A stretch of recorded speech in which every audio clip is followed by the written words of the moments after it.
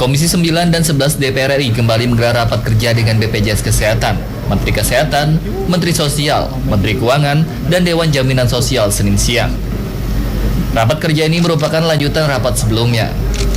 Dalam rapat ini, Wakil Menteri Keuangan Mardiaso mengatakan, kenaikan iuran BPJS dimaksudkan agar ke depan BPJS Kesehatan tidak mengalami masalah pembayaran tagihan, sehingga bisa membayar tagihan sesuai waktunya. Selain itu, kenaikan iuran BPJS juga diimbangi pelayanan kesehatan. Sementara itu, Menteri Kesehatan Nila Muluk mendukung rencana kenaikan iuran BPJS Kesehatan, karena dengan kenaikan iuran, pelayanan fasilitas kesehatan bisa berjalan. Harus segera dipikirkan supaya konflik ini selesai. Kedua, kami juga sependapat dengan Bapak Iman Suroso dari fraksi PDIP bahwa melalui kenaikan iuran ini harus diiringi dengan perbaikan layanan oleh fasilitas kesehatan. Dengan kenaikan iuran ini diharapkan BPJS Kesehatan tidak lagi menghadapi persoalan cash flow, sehingga dapat melakukan pembayaran klaim Vaskes secara tepat waktu, dan pada gilirannya Vaskes dapat meningkatkan layanan dengan baik. Berikutnya, dalam hal ini kita sedang membicarakan kenaikan iuran yang tentu kami sangat mendukung, karena kalau dilihat sebenarnya JKN ini merupakan di hilirnya adalah bagaimana fasilitas kesehatan untuk dapat berjalan. Kalau kita lihat capaian karena selama 5 tahun ini terjadi suatu perubahan di dalam pembangunan kesehatan di masyarakat. Yang miskin. Jadi yang miskin harus kita lindungi. Direktur BPJS Kesehatan Fahmi Idris menjelaskan, pengelolaan BPJS Kesehatan Mandiri kelas 3 akan melakukan beberapa langkah pelayanan. Salah satunya dengan mengupayakan pasien kelas 3 yang tidak mampu bayar akan dialihkan dengan biaya APBD maupun APBN. Dari Pak Ansori Siregar, beliau bertanya bagaimana memitigasi terhadap kepatuhan membayar bagi peserta kelas 3 Mandiri. Ada 4 hal yang akan kami lakukan. Yang pertama, sosialisasi langsung dan tidak langsung. Kemudian yang kedua, tentu menambah akses kemudahan pembayaran iuran. Yang ketiga, mengupayakan kalau peserta Mandiri kelas 3 ini memang tidak mampu, tidak able untuk membayar, untuk masuk dialihkan menjadi peserta PBI baik APBD maupun APBN. Keempat, kemudian mengadvokasi ke rumah sakit untuk meningkatkan kapasitas kelas 3 sehingga hak-hak peserta Mandiri kelas 3 jadi terlayani. Menteri Keuangan kemarin juga sampaikan. Pada rapat sebelumnya, Menteri Keuangan mengusulkan agar iuran kepesertaan Badan Penyelenggara Jaminan Sosial BPJS Kesehatan kelas Mandiri dinaikkan hingga 100%. Kenaikan iuran hingga 100% ini diterapkan untuk kelas 1 serta kelas 2 Mandiri. Yang tadinya kelas 1 membayar Rp80.000 menjadi Rp160.000 per bulan, dan kelas 2 menjadi Rp110.000 per bulan dari sebelumnya Rp51.000 per bulan. Tarif ini direncanakan akan diberlakukan pada 1 Januari 2020. Adi Chandra, Daniel, JAK TV. Tidak mampu bayar. Ya, dan pemirsa, kami akan membahasnya langsung bersama dengan Bapak Arif-Rizal Siguman dan juga Bapak Angger Yuwono terkait dengan kenaikan ataupun rencana kenaikan iuran BPJS. Baik, Pak Arif-Rizal, ini kan masalah kenaikan iuran BPJS ini menjadi polemik ataupun menjadi pro kontra di masyarakat. Nah, sejauh ini perkembangannya seperti apa ini, Pak? Itu yang ditangkap oleh DPR, termasuk saya kemarin jadi pembicara ketiga. Saya menolak segala bentuk kenaikan iuran atau premi BPJS. Kecuali itu APBN-nya yang kita naikkan, iuran yang melalui pemerintah yang kita naikkan, artinya yang menanggung adalah pemerintah. Kesehatan ini adalah asasi kehidupan manusia. Di mana-mana negara-negara kan kesehatan ini gratis, pada hakikatnya semuanya.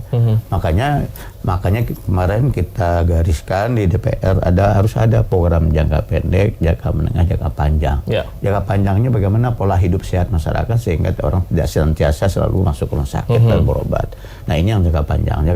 Jangka pendek kemarin saya sampaikan juga harus segera ditanggulangi dulu pemerintah atau BPJS yang menghutang 5-6 bulan ke rumah sakit. Itu harus segera ditanggulangi, dibayar oleh pemerintah. Terserah pemerintah bagaimana skemanya, terserah. Tapi yang ini harus dijelaskan. Kalau enggak nanti pelayanan kepada masyarakat akan terganggu, pelayanan di rumah sakit termasuk dokter nggak dibayar gajinya. Nah ini saya kirakan pemerintah ada duit kok. Saya bilang masa nggak ada duit? Mau pindah ibu kota aja ada uangnya kok. Ya walaupun ada anggarannya. Walaupun belum diajukan undang-undang sampai sekarang oleh presiden gitu kepada DPR. Kan ibu kota Jakarta itu ada undang-undangnya kan. Nggak bisa dia menentukan ibu kota sendiri Pak Jokowi, nggak bisa, harus melalui DPR. Setuju oleh DPR. Baik. Melalui undang-undang. Sejauh ini perkembangannya DPR khususnya Pak Refrizal sendiri menolak dengan adanya kemarin kesimpulan kita menolak kenaikan, kecuali adalah APBN dari pemerintah, APBD yang berjumlah 133,9 juta jiwa itu dibiayai oleh pemerintah maupun pemerintah daerah. Ya. Baik. Pak Agar, itu yang dinaikkan. Kalau itu dinaikkan, kemarin saya hitung 103 kali 42.000 sebulannya 5,6 triliun ya. Kalau dikali 12 jadi 6,67 triliun. Itu sudah cukup. Jadi yang lain nggak perlu kita naikkan. Jangan dibebani lagi masyarakat. Menjadi rancangan APBN selanjutnya untuk pemerintah kalau begitu ya. Baik. Kalau Pak Agar sendiri melihat pro kontra ini, Pak? Ya. Jadi itu begini. Sebenarnya mungkin ada yang dari Bapak DPR lupa Bapak. Ini undang-undangnya kan undang-undang SJSN. Ya. Undang-undang nomor 40 tahun 2004 tentang SJSN.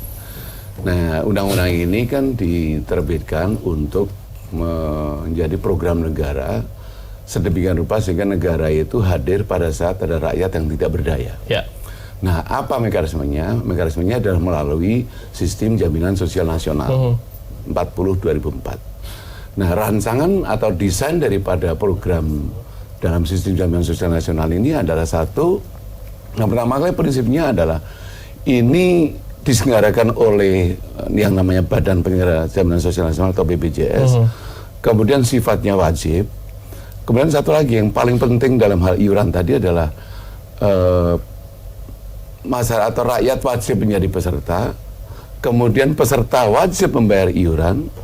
Bagi peserta yang tidak mampu membayar iuran, pemerintah yang membayarkannya. Jadi konsepnya adalah peserta itu bayar iuran. Betul. Dan ini adalah satu program negara, asasnya adalah gotong royong dari peserta untuk peserta. Makanya badan ini adalah badan yang namanya nirlaba dari peserta ke peserta. Nah, pembiayaan kesehatan dari seluruh rakyat di dalam BPJS yang melalui himpunan atau kumpulan dari peserta dari iuran dari peserta. Maka dalam kaitan itu sebenarnya fungsi DJSN di sini kan melakukan pengawasan eksternal kepada BPJS dalam penyelenggaraan jaminan kesehatan nasional dalam ini adalah kesehatan. Nah, kemudian prinsip-prinsip ini yang kemudian melandasi tentang bagaimana JKN itu diselenggarakan. Nah, selama 5-6 tahun ini, jadi kan dari awal 2014 ya, dalam penyelenggaraan ini DJSN dalam monitoring dan evaluasi melihat bahwa sampai dengan tahun ke-6 ini ada ketidakseimbangan antara biaya kesehatan yang dinikmati oleh peserta dengan iuran yang dikumpulkan. Baik. Ya, nah, ini ketidakseimbangan berarti bisa dikatakan melebar. Dengan iuran yang memang telah dikeluarkan sebelum ini di antara kelas 1 di angka 80.000, kelas 2 di angka 51.000 dan di kelas 3 20.500 itu dianggap kurang gitu. Ya. Bahkan semakin lama semakin lebar gapnya. Jadi semakin lama semakin lebar. Karena itu maka kemudian DJSN membuat satu simulasi perhitungan iuran, tentu bersama dengan BPJS Kesehatan dalam hal ini adalah providing atau memberikan data-data yang dibutuhkan. Kami lakukan satu simulasi. Dan dalam simulasi itu spiritnya adalah bagaimana defisit itu tidak terjadi paling tidak dalam 2 tahun ke depan. Karena iuran itu menurut undang-undang dievaluasi setiap 2 tahun. Jadi sekali lagi ya, desainnya adalah desain iuran dari peserta untuk peserta. Dan ini mekanismenya melalui mekanisme asuransi sosial. Nah, di dalam asuransi sosial itu ada subsidi silang. Yang sehat membayar ini yang sakit, yang yang muda memberikan subsidi kepada yang tua, yang kaya kepada yang miskin dan seterusnya. Dan itu memang yang sudah dijalankan sejauh ini begitu. Iya, lakukan seperti ini. Hanya gapnya kemudian menjadi besar. Sehingga DJSN memberikan usulan kepada Pak Presiden sesuai dengan tugasnya, memberikan usulan kepada Presiden iurannya dinaikkan sebesar sekian. Dan untuk itu maka dari kan ini peserta ini ada 4 segmen. Satu segmen yang dibayari pemerintah yang disebut dengan penerima bantuan iuran. Baik. Nah, itu selama ini iurannya 23.000 per bulan per orang. Ya. Itu ada kira-kira 97 juta dibayar oleh pemerintah setiap bulan. Baik. Segmen kedua adalah pekerja penerima upah pemerintah, TNI dan Polri, Ya. beserta dengan pensiunannya. Dan itu iurannya 5% dari upah pokok. Kemudian segmen ketiga adalah yang pekerja penerima upah yang badan usaha atau swasta. Ini iurannya juga 5%, tapi ada batas upah sebesar 8 juta rupiah. Kemudian yang segmen keempat, nah ini segmen keempat itu adalah peserta mandiri. Nah, peserta mandiri itu dari masyarakat informal.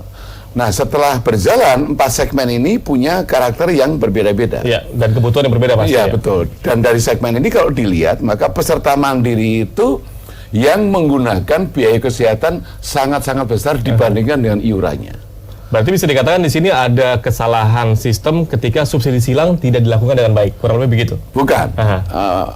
Faktanya segmen yang mandiri itu kan sifatnya seperti sukarela, jadi bukan asuransi sosial. Oke. Kalau sukarela maka yang merasa akan sakit dia akan jadi peserta.